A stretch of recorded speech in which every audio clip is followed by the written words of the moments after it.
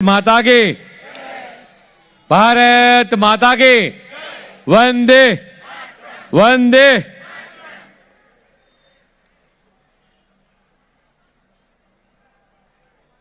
મારી વાતની શરૂઆત કરું એ પહેલા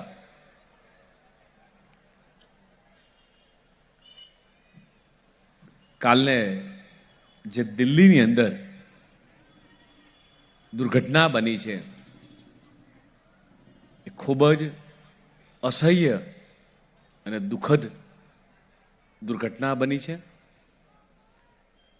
આપણું કાળજું કંપાવી નાખે તેવું કૃત્ય જે બ્લોમ્બલાસ્ટ થયો છે એ સામાન્ય વ્યક્તિને પણ હૃદયના રૂવાડા ઊભા થઈ જાય, આંખમાં આંસુ આવી જાય એવી ઘટના બની છે. ત્યારે એનું દુઃખ આપણને સૌને છે. મિત્રો, દેશના યશસ્વી પ્રધાનમંત્રી માનનીય મોદી સાહેબે આ ઘટનાને ખૂબ ગંભીરતાથી લઈ આખી રાત જે પણ તપાસ એજન્સી છે એ બધા સાથે ચર્ચા પણ કરી છે અને વાર્તાલાપ કરીને કે ભાઈ આની અંદર કોનો હાથ હોઈ શકે અને જવાબદાર વ્યક્તિને કોઈને છોડવા નહીં. આ ઘટના બની થોડી જ વારમાં દેશના કેન્દ્રીય ગૃહમંત્રી અમિતભાઈ શાહ પણ ત્યાં પહોંચ્યા હતા. સંતો મહંતો બેઠા છે ત્યારે ભગવાનને પ્રાર્થના કરીએ કે આવી ઘટના માત્ર ભારતમાં જ નહીં પણ વિશ્વના કોઈ પણ ખૂણામાં ના બને એવી બધા જ મિત્રો 2 મિનિટ માટે આપણે મૌન પાળી અને ભગવાનને પ્રાર્થના કરીએ કે આવી ઘટના ક્યાંય ના બને. સૌ મિત્રો પોતાના સ્થાન પર ઊભા થઈને 2 મિનિટ માટે એ આત્માઓને શાંતિ અર્પે.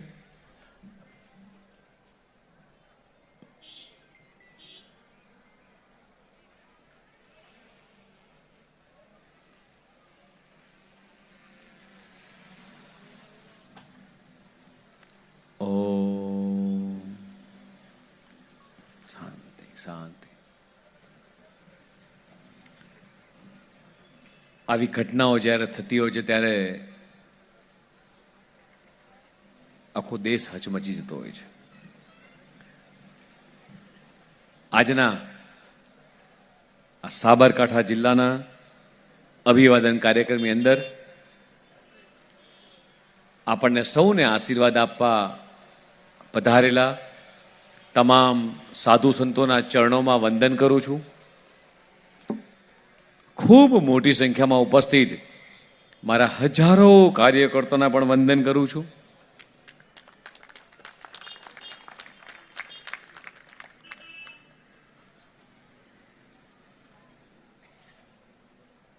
આ કાર્યક્રમનું આયોજન અને જિલ્લાના વડા એવા જિલ્લા પ્રમુખ શ્રી કનુભાઈ પટેલ, હમણાં જ જેની સરકારમાં નિયુક્ત થઈ છે અને પ્રભારી મંત્રી તરીકે જેને કારભાર સંભાળો જેવા પ્રદ્યુમનભાઈ વાજા, મારા સાથી અને જેણે ગુજરાત સરકારમાં ગૃહમંત્રી તરીકેનું પદ શોભાવ્યું છે, આ ઝોનના પ્રભારી પણ છે અને રાજ્યના ભારતીય જનતા પાર્ટી સંગઠનના મહામંત્રી છે એવા રજનીભાઈ, સંગઠનના પ્રભારી એવા ગજેન્દ્રભાઈ, પ્રદેશ ઉપાધ્યક્ષ કૌશલ્યા કુંવરબા, કિસાન મોરચાના અધ્યક્ષ હિતેશભાઈ, પ્રમુખ જિલ્લા પંચાયત ભારતીબેન, રાજ્યસભાના સાંસદ રમીલાબેન, લોકસભાના સાંસદ શ્રી શોભનાબેન, વર્ષો સુધી સરકારમાં જેમણે મંત્રી તરીકેની જવાબદારી નિભાવી અને અત્યારના ધારાસભ્ય શ્રી રમણભાઈ, શ્રી વીડી ઝાલા, શ્રી ગજેન્દ્રસિંહ, શ્રી ભીખાજી ઠાકોર પ્રમુખ અરવલ્લી જિલ્લા, જયસિંહ ચૌહાણ, શ્રી દીપસિંહ રાઠોડ પૂર્વ અધ્યક્ષ શ્રી જેડી પટેલ, શ્રી તખતસિંહ હડિયોલ, શ્રી પૃથ્વીરાજભાઈ, શ્રી રાજેન્દ્રભાઈ, કેટલાય કાર્યકર્તાઓ નામ લેતા થાકી જવાય એટલા બધા જ કાર્યકર્તાઓ આજે કાર્યકર્તાના અભિવાદનના કાર્યક્રમમાં આવ્યા છે. શ્રી અશ્વિનભાઈ, શ્રી મહેન્દ્રભાઈ, શ્રી સિદ્ધાર્થભાઈ, શ્રી ભરતસિંહજી રેવર, શ્રી ધવલભાઈ, ઋત્વિજભાઈ, સંદીપભાઈ, શ્રી વિજયભાઈ, મહેન્દ્રસિંહ રેવર, લુકેશી સામળભાઈ, હંસાબેન, જેઠાભાઈ, મહેશભાઈ અને છેક ગાંધીજીના બાવલેથી આ સભાસદ સુધી જે યુવાનોએ રંગ રાખ્યો છે એવા તમામ યુવાનો અને આ સભાની અંદર ચારે બાજુ કેસરીઓ જ કેસરીઓ, મારી માતાઓ બહેનો સરસ સાફા બાંધી અને આ અભિવાદન કાર્યક્રમમાં તમામ બહેનો આમ જાણે વટ પાડી દો, છેક કેસરીઓ કેસરીઓ છેક દેખાય.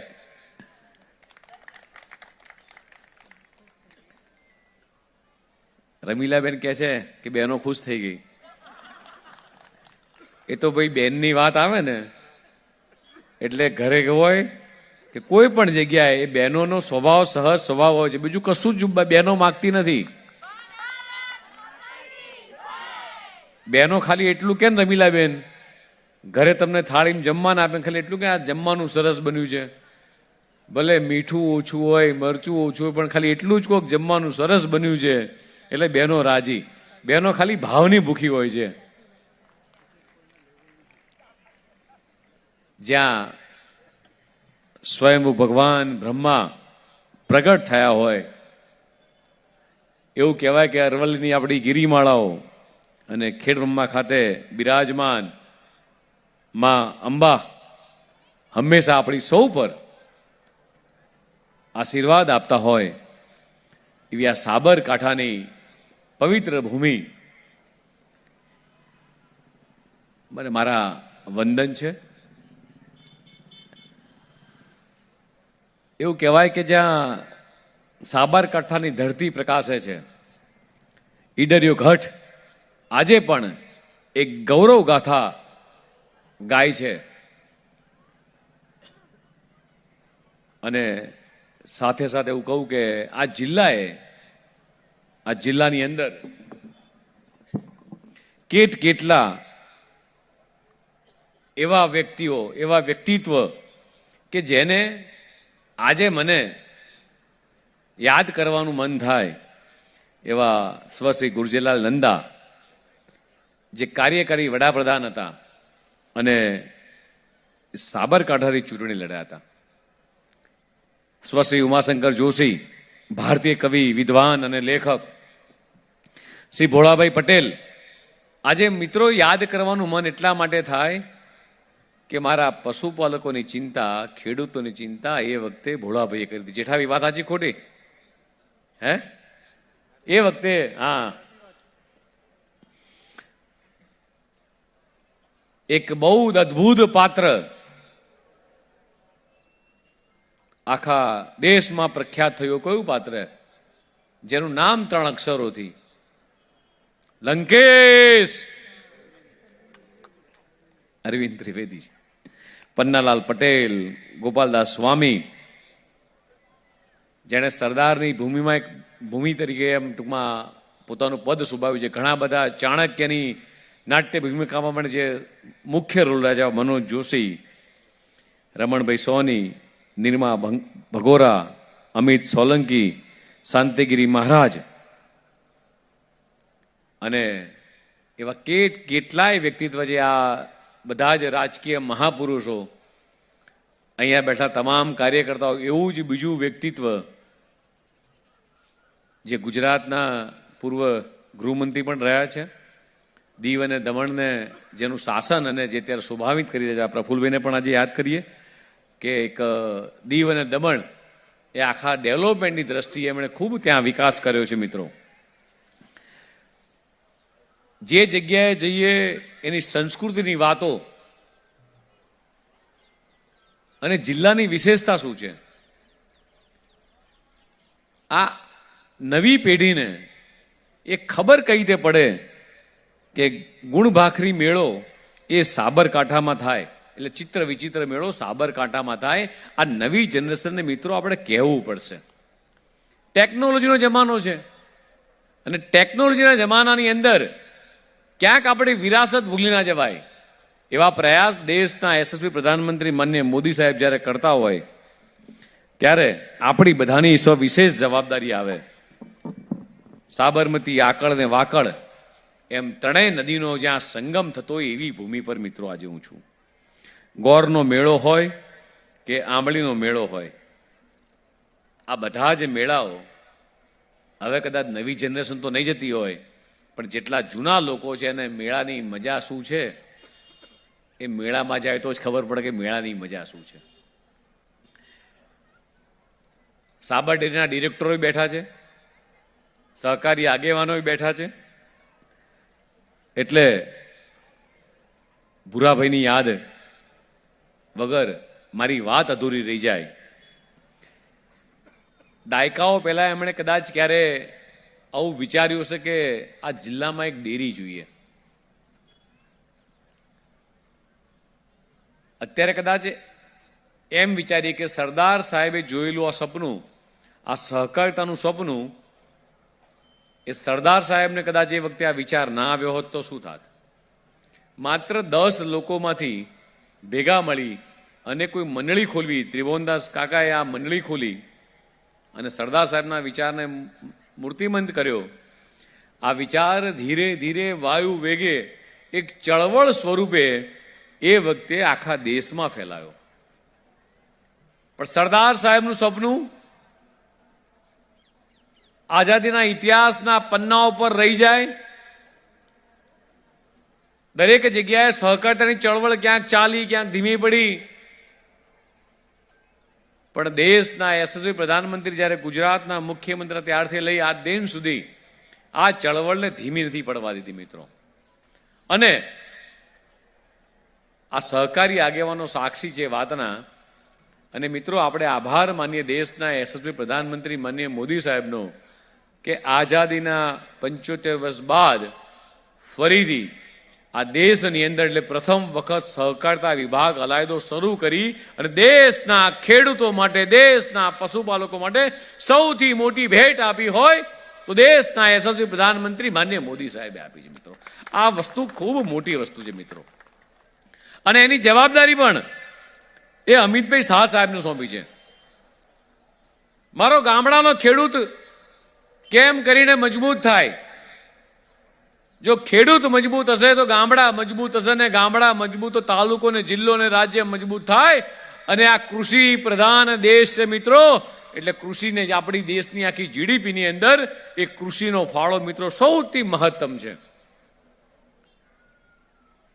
સાંભળવી કદાચ નથી, સાંભળવી એમની તબિયતના કારણે કદાચ નથી આવ્યા, પણ સાંભળવીએ પણ આપણા એક જિલ્લાનું ગૌરવ એટલા માટે કહીશ કે અમૂલ ફેડરેશનની અંદર 5 વર્ષ સુધી એમણે ફેડરેશનના ચેરમેન તરીકે મિત્રો ખૂબ મોટી કામગીરી કરી છે. મારો ગામનો ખેડૂત, મારી પશુપાલક બેન કે ભાઈ, એ તો દૂધ દોવે અને ડેરીમાં ભરાવા જાય. તમે આમ પરિકલ્પના કરી શકો છો કે આપણું દૂધ એ વિશ્વના બજારોમાં વેચાય, આની ચિંતા અમૂલના માધ્યમથી અને દેશના યશસ્વી પ્રધાનમંત્રી માનનીય મોદી સાહેબ અને સહકારિતા મંત્રી અમિતભાઈ શાહ સાહેબ કરી રહ્યા છે. વિદેશની દૂધની પ્રોડક્ટો, મિલ્કની પ્રોડક્ટો ભારતમાં ના આવે, અને જો એ પ્રોડક્ટ ભારતમાં આવે તો મારા ખેડૂતોની શું, મારા પશુપાલકોનું શું? આ ચિંતા કરવા માટે દેશના યશસ્વી પ્રધાનમંત્રી માનનીય મોદી સાહેબ ગમે તેવી મહાસત્તા સામે મિત્રો ઝૂક્યા નથી. અને માત્ર ને માત્ર નથી ઝૂક્યાનું એકમાત્ર કારણ છે કે મારા ખેડૂતો વિશ્વની ગમે તેટલી મોટી સત્તા હોય, ગમે તેટલી મોટી ધમકી આપે કે ટેરિફ લગાઈશું, પણ આ ખેડૂતો કે પશુપાલકો સુધી આ વાત ક્યાંથી પહોંચે કે આ ટેરિફ લગાવવાની ધમકી આપી હોય, ગમે તેટલી મોટી મહાસત્તા હોય, એની સામે કેમ નથી ઝૂક્યા? એનું એકમાત્ર કારણ આજે આપણી અમૂલ એ આખા વિશ્વમાં ડંકો વગાડી રહી છે. 1 લાખ કરોડ રૂપિયાના ટર્નઓવર અમૂલ પહોંચ્યું છે. એનો શ્રેય કોઈને જતો હોય તો મારી સામે બેઠેલા પશુપાલકોને એનો શ્રેય જાય છે મિત્રો. ડેરીનું અર્થતંત્ર જે સ્થિરતા આપી છે, જે સુરક્ષા આપી છે, અને જે નવી તકો જે મિત્રો ઊભી થઈ રહી છે, એનું એકમાત્ર કારણ હોય તો આપણી પાસે વિઝનરી લીડર છે મિત્રો. સાબરકાંઠા જિલ્લાના કાર્યકર્તાઓને નમન કરવાનો જ્યારે મને અવસર મળ્યો છે ત્યારે એવું ચોક્કસ કહીશ, જેને કોઈ નથી જીતી શક્યું તેવો આ ઈડરિયો ગઢ, જેનો અજય અભેદ ગઢ એટલે આ મારી સામે બેઠેલા કેસરિયા ભારતીય જનતા પાર્ટીના કાર્યકર્તા, જેને કોઈ વિજય ટૂંકમાં પરાજય નથી કરી શક્યું મિત્રો, એવા મારી સામે બેઠેલા કાર્યકર્તાઓ છે. મિત્રો, કેટલીય વાર વિપરીત પરિસ્થિતિ આવી હશે, પણ એ વિપરીત પરિસ્થિતિની સામે મારો કાર્યકર્તા ક્યારેય ડગ્યો મગ્યો નથી, એનું મને ગર્વ છે. આ કાર્યકર્તા પર મને 100% ભરોસો છે કે આ કાર્યકર્તા, ભારતીય જનતા પાર્ટીનો કાર્યકર્તા, એ ક્યારેય ડગ્યો નથી અને 56ની છાતી રાખીને અડીખમ ઉભો હોય એવો આ મારો કાર્યકર્તા મિત્રો. અને આજના દિવસે આ સાબરકાંઠા જિલ્લાની વિશેષતા પછી એવી ખરી કે આપણને બધાને તો ગૌરવ હોય, દેશની 140 કરોડ વ્યક્તિને જે વ્યક્તિત્વ પર ગર્વ છે, એવા દેશના યશસ્વી પ્રધાનમંત્રી માનનીય મોદી સાહેબ, હું હમણાં સંઘ કાર્યાલય ગયો ત્યારે સંઘના પ્રચારક તરીકે સાબરકાંઠાના છેવાડાના ગામડાઓ સુધી, મને કે તમને કદાચ ખબર ના હોય ત્યાં સુધી સાબરકાંઠાના કદાચ નાનામાં નાના કાર્યકર્તાને વ્યક્તિગત રીતે ઓળખતા હશે, છેક છેવાડાના ગામડા સુધી એમનો પ્રવાસ રહ્યો છે. અને પ્રવાસ દરમિયાન ગુજરાતના મુખ્યમંત્રી બન્યા ત્યારે જ એમને ખબર હતી કે આ ફળદ્રુપ જમીન છે, આ પાણીદાર જમીન છે, અને મારા સાબરકાંઠાના લોકોએ પાણીદાર છે. આ લોકોને જો હું 24 કલાક વીજળી આપું, પાણી આપું, તો આ સાબરકાંઠાને લીલુંછમ હરિયાળું બનાવી દેવી એવી તાકાત ને ક્ષમતા આ સાબરકાંઠાના ખેડૂતોમાં છે મિત્રો. અને એટલા માટે જ આખું આ સાબરકાંઠા જિલ્લો એ સહકારિતા માટેનો એક આખી આગવી ઓળખ ધરાવતો જિલ્લો છે મિત્રો. આજે 20-22 વર્ષના છોકરાઓને પણ ખબર નહીં હોય કે અંધકાર કોને કહેવાય, કે સાંજના સમયે વાળું કરી લેવું પડે, આ સમયે તો કદાચ ઘરે વાળું કરી લેવું પડે, માં ટવકો કરે કે બેટા જમી લે, પછી લાઈટ જતી રહેશે, અને કેરોસીનનો કે તેલનો દીવડો કરી કા ફાનસ સળગાઈ અહીંયા જેટલા મંચ પર બેઠા છે એમાં મોટા ભાગના લોકોએ, હું પોતે આવી ગયો, કે ફાનસના અજવાળે દીવો કરીને રાતનું ભોજન લેતા હતા. આ રાત્રિનું ભોજન કદાચ કેટલાય વર્ષોથી ભૂલી ગયા છે કે રાત્રે દીવો કરો ને ભોજન લેવાનું હોય, એવું આ નવી પેઢીને ખબર નથી. હા કે ના ખબર છે? નવી પેઢીને ખબર હશે ભાઈ કે દીવો કરીને ભોજન લેવું પડે એવું? આ કોણે કર્યું? આ કોણે કર્યું ભાઈ? આ કોણે કર્યું? ગામડાઓમાં 24 કલાક વીજળી કોણે આપી? ત્યારે રમણભાઈ કયા મંત્રી હતા? રમણભાઈ ક્યાં ગયા? ઉર્જા મંત્રી હતા. શું હતું રમણભાઈ આપ? એ વખતે પરિકલ્પના કરો કે ઘરમાં અજવાળું આવ્યું અને આમાં કેટલાય લોકો એવા હશે કે માત્ર ઘરમાં રેડિયો ચાલતો જૂનો. હા કે ના? અને આખા ગામમાં 1 કે 2 રેડિયા હોય, અને જવલ્લે જ કોઈક શહેરમાં રહેતું હોય તો એના ઘેર ક્યાંક મહેશભાઈ જેવાના ઘેર ટીવી હોય, અને ટીવી જોવા માટે બધા ભેગા થતા. અને આજે ઘરમાં કાળા માથાના માનવી, એટલી 4 વ્હીલ ગાડીઓ, એટલા મોબાઈલ. આ વિકાસ કહેવાય કે ના કહેવાય? આ સમૃદ્ધિ કહેવાય કે ના કહેવાય? તો આનું નામ વિકાસ. આ વિકાસની રાજનીતિ એ દેશના યશસ્વી પ્રધાનમંત્રી માન્ય મોદી સાહેબે જ્યારે આપણને આપી છે, ત્યારે મને એમ થાય કે આ ગુજરાતની સમૃદ્ધ પરંપરા, આ સહકારથી સમૃદ્ધિ, સાબરકાંઠાની આસપાસના વિસ્તારોમાં અભૂતપૂર્વ કનેક્ટિવિટી, રોડ હોય, રસ્તા હોય, રેલવે લાઇન હોય, બ્રિજનું નિર્માણ હોય, કે શામળાજીથી મોડાસા 150 કિલોમીટર લાંબો એ 4 લેન રોડ એ આગળ સીધો એ દક્ષિણ ગુજરાત સાથે મિત્રો જ્યારે જોડાય છે, ત્યારે એવી કેટલીય મારી પાસે વાતો છે કે હિંમતનગરથી ખેડબ્રહ્મા બ્રોડગેજ લાઇનનું કામ એ તેજ ગતિએ ચાલી રહ્યું છે અને હિંમતનગરથી મહેસાણા જવું હોય તો તમે 7 વાર વિચારશો કે હું કયા રસ્તે કેવી રીતે પહોંચીશ. અને પહેલા કલાકો લાગતા હતા અને અત્યારે કેટલો સમય લાગે? રમણભાઈ, મને રજનીભાઈ, એ કયા રસ્તે આવ્યા? એ રસ્તે બીજા રસ્તે આવ્યા. થોડીક જ વારમાં, થોડાક ક્ષણની અંદર કદાચ આપણે કલાકમાં પહોંચી જઈએ, એ પ્રમાણેની પરિસ્થિતિ મિત્રો અત્યારે છે. હમણાં અમારા કનુભાઈ વાત કરતા હતા, મેડિકલ કોલેજ છે કનુભાઈ? છે ને? આ વિસ્તારનો વિકાસ કરવો હશે તો સરકાર કોઈ પણ બાબતની ચિંતા કરતી હશે તો તમારી ભલાઈ માટે ચિંતા કરતી હશે. અહીંથી આગળ જઈએ એટલે ગિફ્ટ સિટી આવે છે. આપણે આ ગિફ્ટ સિટી જ્યાં છે એ આ સપનું માન્ય મોદી સાહેબે જોયું હતું. ત્યારે કદાચ નદીની ઘણી બધી ભેખડો હતી, પણ આજે કદાચ તમારે જવાનું થાય અમદાવાદ કે ગાંધીનગર તો મારી અચૂક તમને બધાને વિનંતી છે કે એક વખત ગિફ્ટ સિટીની અંદર થઈને જજો. કોઈક વખત તમારે ધોલેરા બાજુ જવાનું થાય, ભાવનગર બાજુ, તો ધોલેરા આંટો મારતા જજો.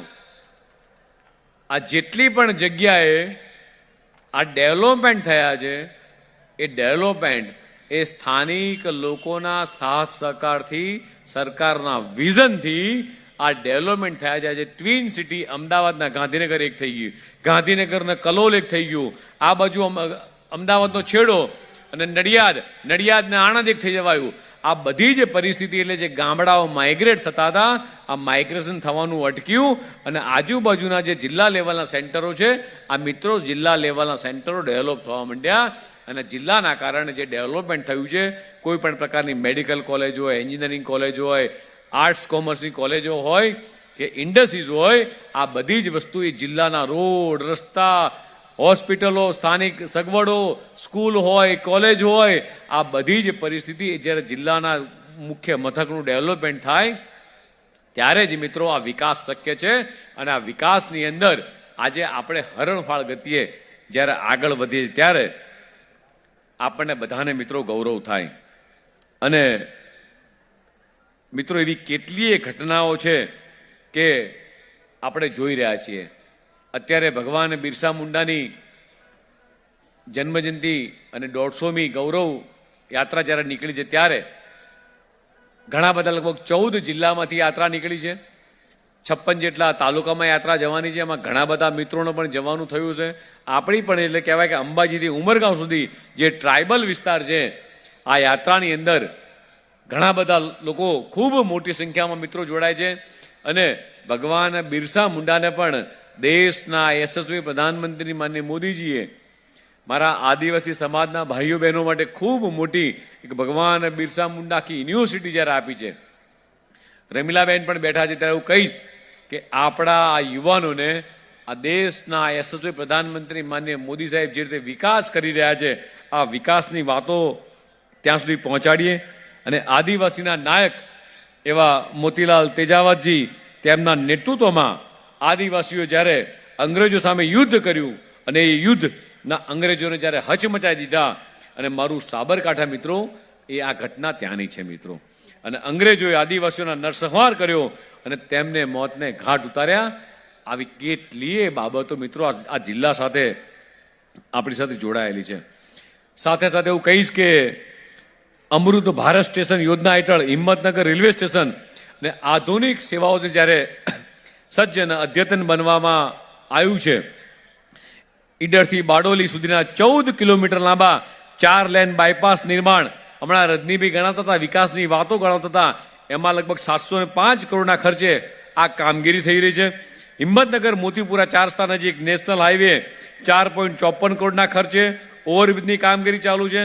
નેશનલ હોર્ટિકલ્ચર મિશન હેઠળ 12 કરોડના ખર્ચે રાજ્યનું સૌથી પ્રથમ એ સેન્ટર ઓફ એક્સેલેશન એ વેજીટેબલ નું નિર્માણ કરવામાં આવી રહ્યું છે.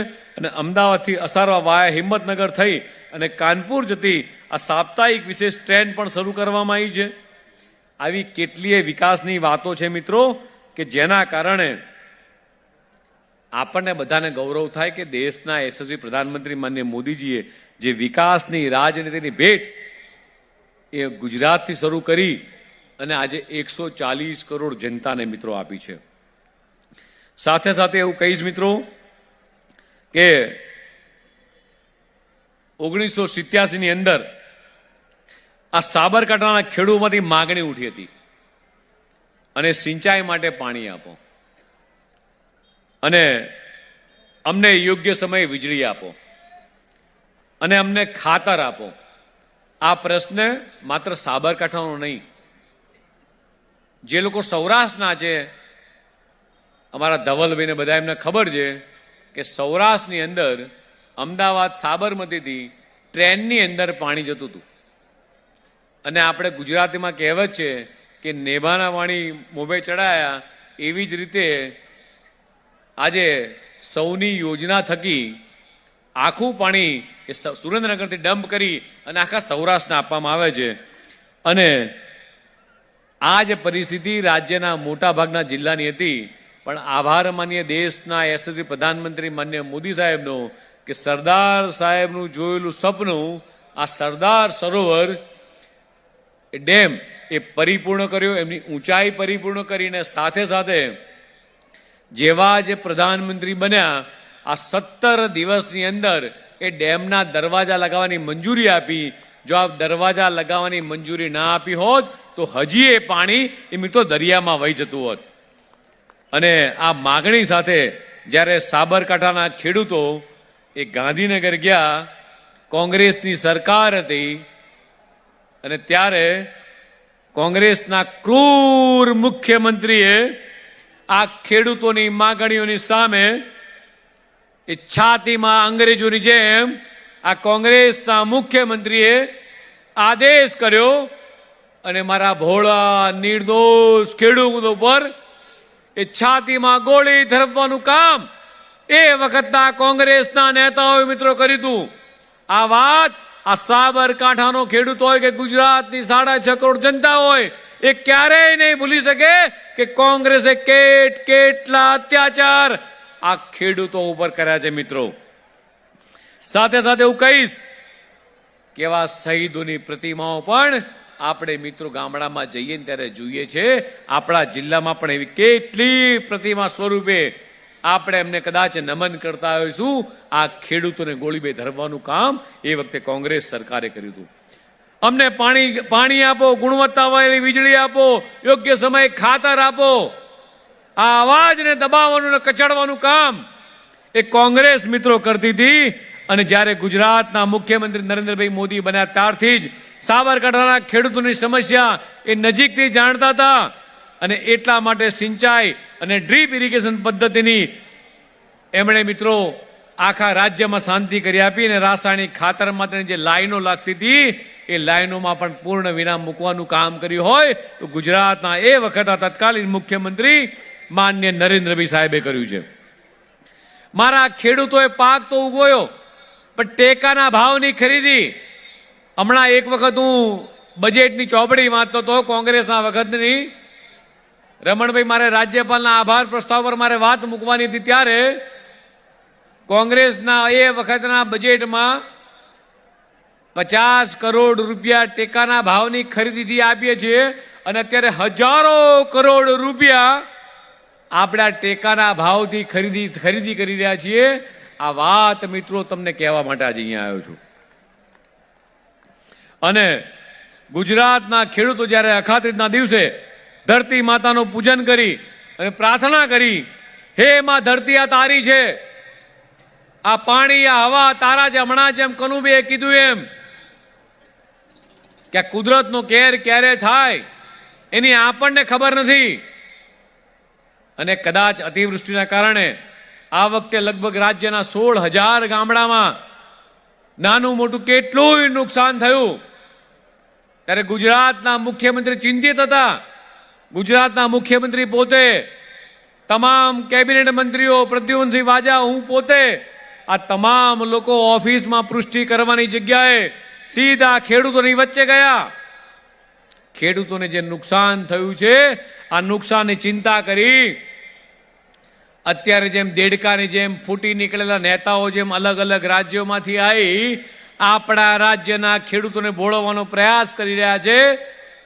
મારે એ લોકોને કહેવું છે કે તમે તમારા પ્રાંતની અંદર પંજાબમાં શું આપ્યું છે એ ચિંતા કરો, કર્ણાટકની અંદર એ ખેડૂતોના હાલ જુઓ. પંજાબના ખેડૂતો આજે એમને રાહત પેકેજ મળ્યા નથી મિત્રો, અને મારા ગુજરાતના ખેડૂતોને રાહત પેકેજ મળવાના શરૂ થઈ ગયા. અને જેટલી પણ એપીએમસી તમામ સેન્ટરોની અંદર આ ટેકાના ભાવની ખરીદી શરૂ થઈ ગઈ છે મિત્રો. એટલે ખેડૂતોને યોગ્ય ભાવ આપવા, યોગ્ય વળતર આપવું, આને આ ભારતીય જનતા પાર્ટીની સરકાર સતત કરી રહી છે મિત્રો.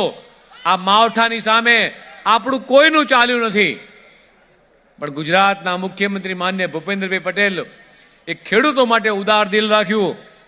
અને આ દેડકાની જેમ ફૂટી નીકળેલા લોકો આઈને એમ કહેતા હો કે તમે આટલું વળતર ચૂકવો, આટલું વળતર ચૂકવો. આપણે એક વખત એમને પૂછવું છે કે તમે પંજાબની અંદર કેટલા ટકા જમીનનું નુકસાન થયું, કેટલા રૂપિયા ચૂકવ્યા, એનો આંકડો લઈ જાઓ અને અમારા ખેડૂતને પૂછો. અમે લોકોએ બધી જ ખેતીવાડીને એસડીઆરએમ મુજબ સીધા 33% વળતર, એટલે 100% એ વળતર ચૂકવવાનો નિર્ણય, આ ઐતિહાસિક નિર્ણય માન્ય ભૂપેન્દ્રભાઈ પટેલે મિત્રો લીધો છે. એટલે અન્ય રાજ્યના નેતાઓ જે અહીંયા આવી અને માત્ર ને માત્ર આ ભોળા ખેડૂતોને એ છેતરવાનો પ્રયાસ કરે છે. આજે એમને કહેવા માંગુ છું કે ભલા થઈ એ ગુજરાતની દિશા ભૂલી જાઓ, ગુજરાતમાં આવવાનો પ્રયાસ ના કરશો. આ ગુજરાતની જનતા ભોળી ચોક્કસ છે, પણ ગુજરાતની જનતા સમજદાર છે. અને એટલા માટે જ 25 વર્ષથી નરેન્દ્ર મોદી સાહેબ સાથે, આ ભારતીય જનતા પાર્ટી સાથે એ અડીખમ ઊભી છે. આ ભારતીય જનતા પાર્ટીની આ ગુજરાતની 6.5 કરોડ જનતા મિત્રો.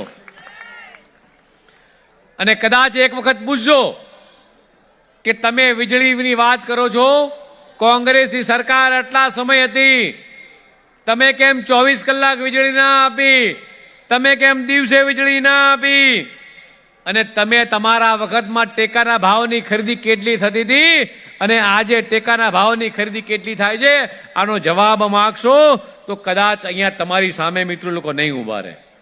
એક વખત એમને પૂછજો કે તમે આટલા વર્ષ સુધી આ સરદાર સરોવરનું કામ એ કોને પૂછીને અટકાઈ રાખ્યું? સરદાર સરોવરની ઊંચાઈ માટે ગુજરાતના એ વખતના મુખ્યમંત્રી ને ઉપવાસ ઉપર બેસવું પડ્યું. તમે દરવાજા લગાવવાની મંજૂરી કેમ નતા આપતા? જ્યારે તમારા દરવાજે કદાચ કોંગ્રેસના નેતા કદાચ ક્યાંક ભૂલો પડી જાય તો પૂછજો કે તમે તમારા વખતમાં અમારા માટે શું કર્યું હતું. એક વખત ચોક્કસ પૂછજો મિત્રો કે તમે લોકોએ તમારા વખતમાં એ શું કર્યું હતું.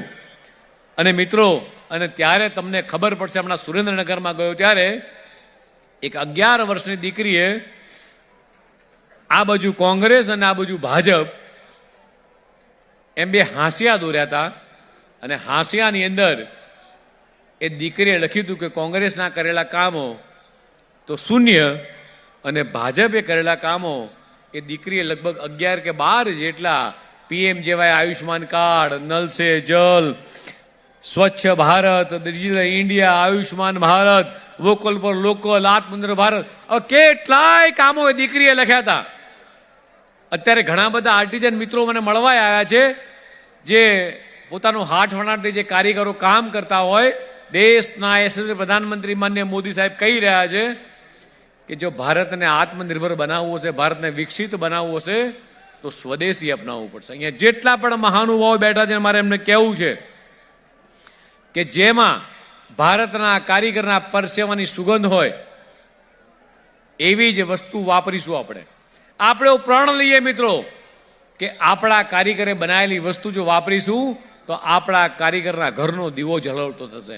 અને આપણા કારીગરના ઘરનો જો દીવો ઝળહળતો કરવો હોય તો સૌથી પહેલા મિત્રો આપણે એની શરૂઆત કરવી પડશે. અને એક ડગલું જો તમે ચાલશો ને તો 140 કરોડ ભારતીયો જો રોજનું એક ડગલું ચાલે, તમે પરિકલ્પના કરો કે 140 કરોડ ડગલા ચાલે. માત્ર મોદી સાહેબ આપણા ભારતના એક બીચ ઉપર ખાલી 2 ડગલા ચાલ્યા, ત્યાં બીજા દેશની આખી ઇકોનોમી ખગડી ગઈ. ખબર નહીં કયો દેશ હતો એ? કયો દેશ હતો એ? માલદીવ્સ બીચ હતો, ત્યાં માત્ર ભારતીયો પ્રવાસી માટે જતા હતા અને માનનીય મોદી સાહેબે આહવાન કર્યું ભારતના મોટા મોટા લોકોને કે તમે તમારા દીકરા દીકરીના લગ્ન કરવા માટે વિદેશની ધરતી ઉપર જાઓ છો, એના કરતા ભારતમાં કરો. ભારતના કારીગરોને વેપાર મળશે, ભારતના રસોઈયા, મંડપવાળા, ડેકોરેશનવાળા, આમનો ઉદ્યોગ ધંધો થશે.